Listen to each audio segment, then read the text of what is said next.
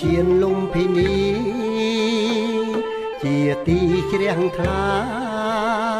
ទីព្រះមេតាប្រសូតបុត្រថ្លៃអោឈានលំពិនី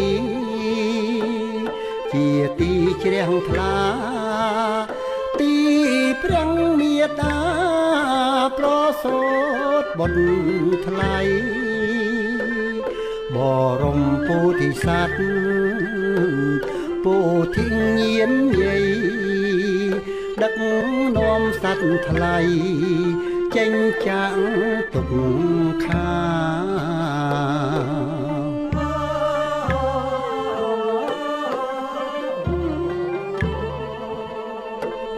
បរមពុទ្ធិសត្វពុទ្ធិញាណយាយ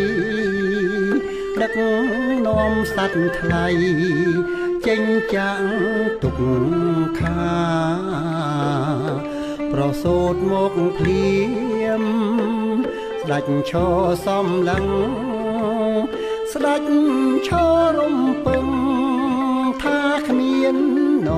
រណាប្រសូតមកភ្លាមស្ដេចឈរសំឡឹង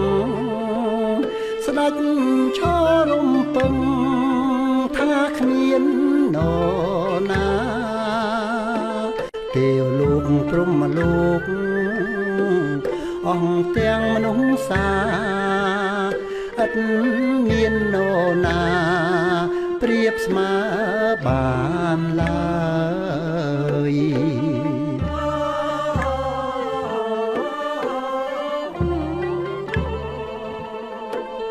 ទេវលោកព្រហ្មលោកអង្គទាំងមនុស្សសាឥតមាននរណាប្រៀបស្មើបានឡើយទ្រង់ឈានទៅមុខ7ជុំហ៊ានព្រះតីក្លាហានចិន្តាឥតស្បើយទ្រង់ឈានទៅមុខ7ជុំហ៊ាន